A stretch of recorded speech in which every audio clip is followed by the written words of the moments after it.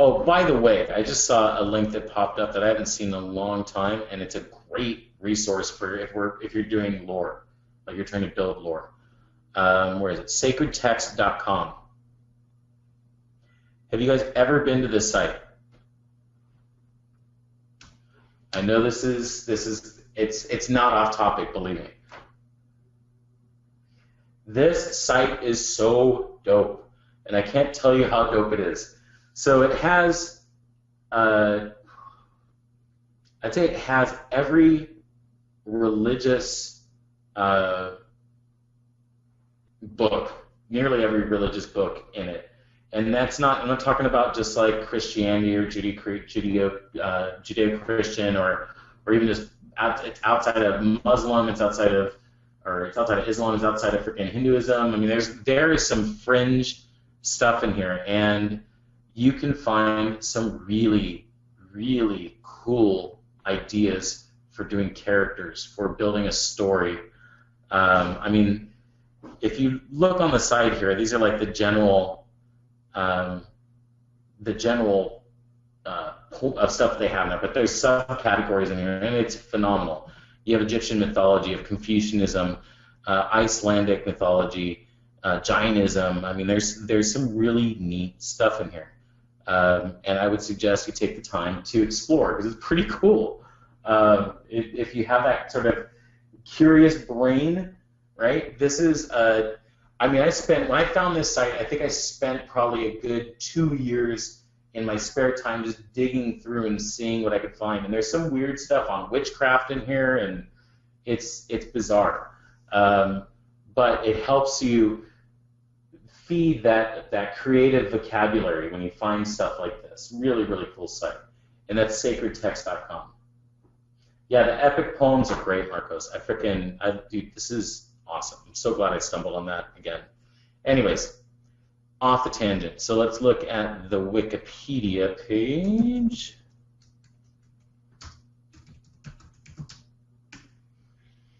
Because I want to try and help you with what you're going to do. Now, actually, let me pull up an example of something I've done. There's not much in Wikipedia. This is something you might want to consider doing. Not that I'm like, oh, you should do what I did. But I was doing, do you guys know who or what the Metatron is?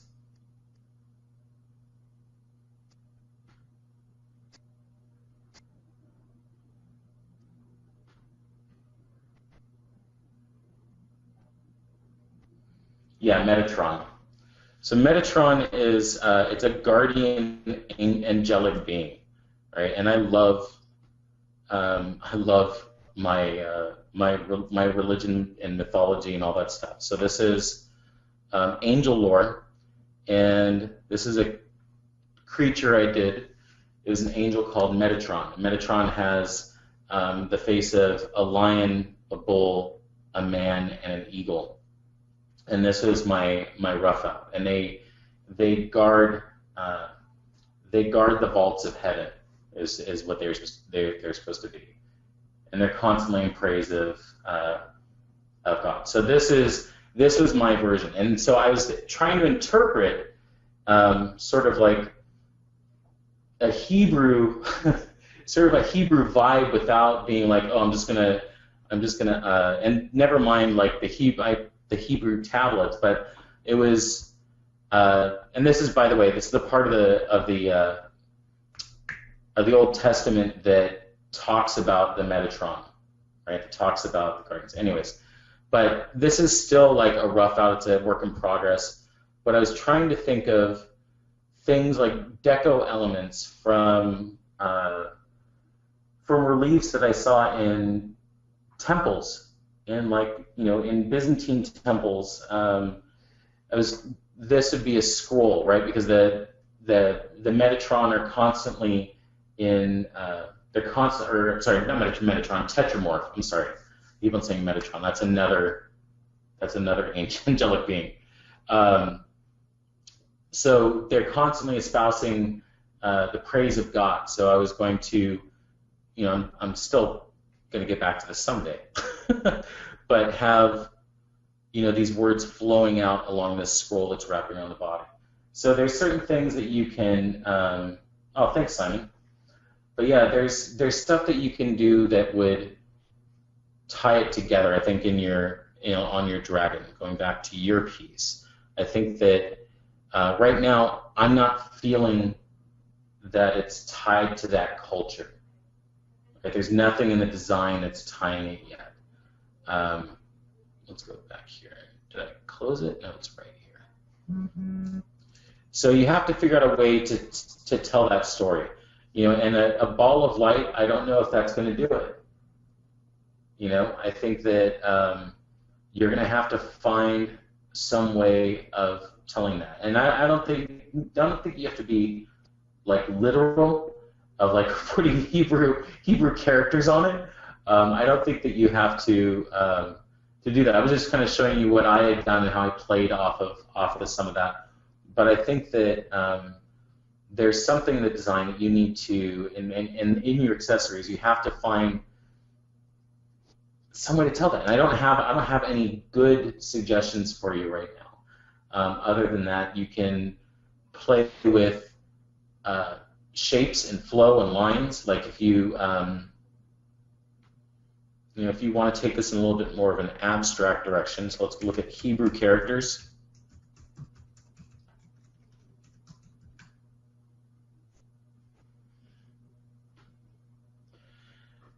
So maybe you're mimicking some of these shapes, and maybe if you want to go a little deep, find some shapes find some characters that relate to the Nahash and the story of the Nahash, and not put these on the creature. Like I wouldn't like draw these or scribe these in. That's not what I'm going to say at all. What I'm saying is maybe take the spines and they mimic something of that character.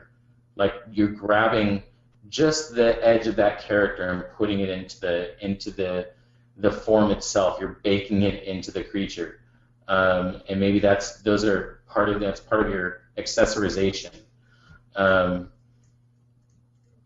But something like that. Maybe he has some plated armor pieces that resemble those shapes, and you're playing off that form. And even if you're not like grabbing literally the Hebrew character, making that shape on him, take this and take a left and double it over and take those lines. And I think even just mimicking the curvature and mimicking the shape of the characters is going to be enough to give it the feeling that it has that relation to some biblical story or Hebrew story. Hebrew mythology. That's cool. The serpent still has a lens before God. Awesome. Yeah. So I mean, think about those things, and think about not just think about how you're going to tell the story.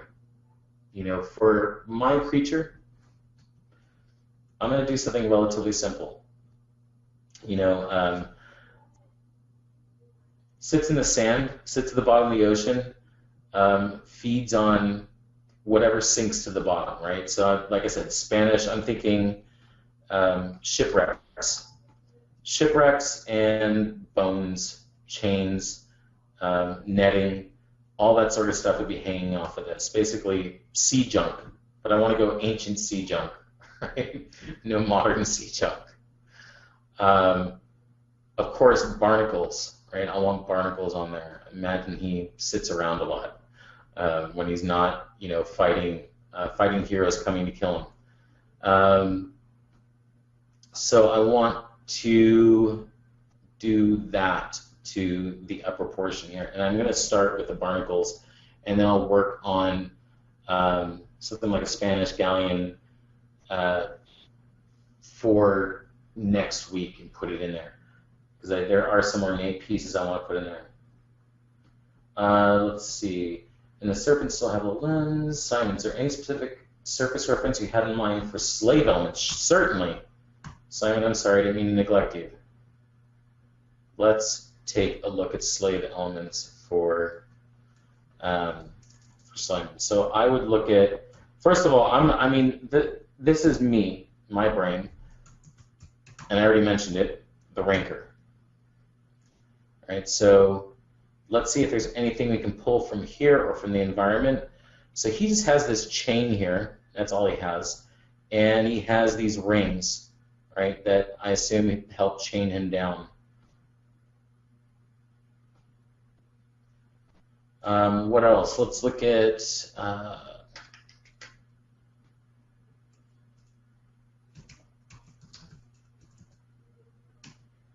maybe there's something from the white apes that we can pull from. Not really. All right, let's look at white apes and Star Wars Arena. Monsters. See if there's anything from here.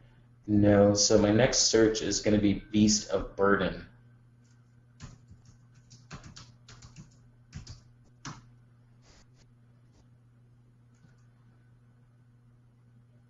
Something kind of cool in that. It's really bizarre. Put a little harness here. Some of these elements, right? What else could be cool?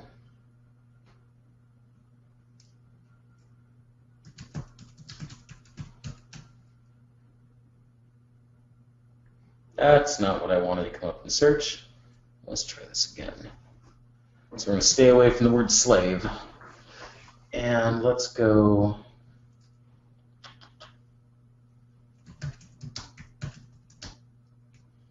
Actually, you know what? Let's go horse armor.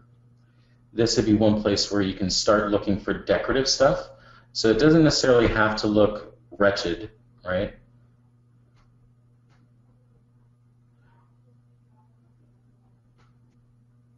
Let's go.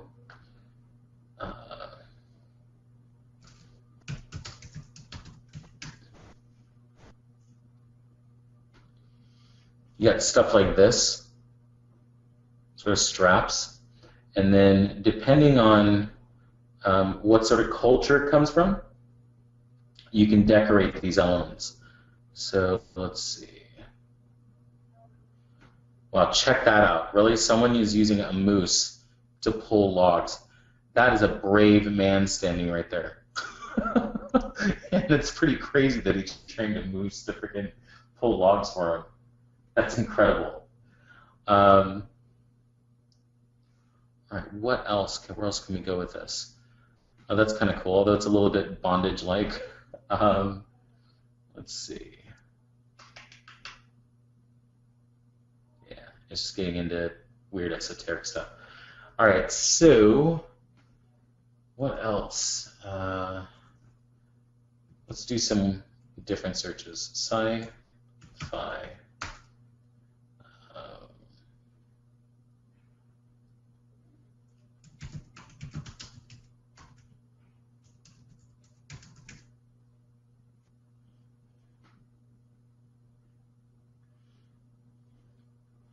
There's something there, chains. I mean, just think of those common elements that you would associate automatically with something that was captured or was trained or was chained to something. I love this concept, by the way. This stuff is so cool. The early Destiny stuff, so badass. All right.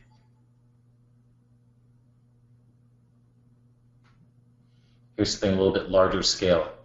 And consider this is more sci-fi, of course, but consider the scale and what's the technology that's if it was something that was that had broken free, what's the culture and what's the level of technology from the culture from which it broke free, right? And that'll help you determine what those accessories are going to be. And then I would just decorate the hell out of them. And I'll talk about deco work next week too, and doing some detail. That's really cool. All right. With Strap Etc., would you create from scratch or use the Strap Brush and ZBrush? I would most definitely do the Strap Brush and ZBrush, especially when you're concepting.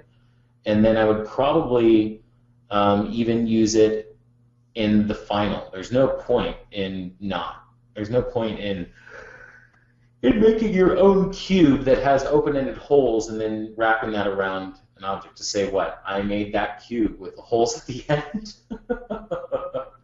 But unless there was something that was, very specific to your creature, and you made something that was relatively ornate, that would make sense to do it from scratch. That's pretty damn cool. I'm loving that. Good stuff. All right. What about chains? The same. I think I have a Bad King Good chain brush. Chain's the same thing, unless you're going to modify it and make it cool and it's not just like a normal world chain, which you might want to do. Then I would just use those assets. I mean, that's what they're there for. That's what Bad King puts those out for. That's what, when Solomon did the strap brush, that's what that was out there for. I mean, it's for people to use in their work. It's a tool. And it's something so basic that it's not like, I know where you got that strap from. I mean, you got that strap from the strap brush. I don't know. I think it's, anyways. I think sometimes we're too sensitive about stuff like that. I think that, you think about the mech world, kit bashing is a skill. Stealing components and putting it together to make something new that's a skill. It's not theft if you grab it and make something new out of it. It's sort of like what a DJ does or a good DJ does, right? Bad DJ steals poorly and gets sued. Good DJ spins something new and gets paid.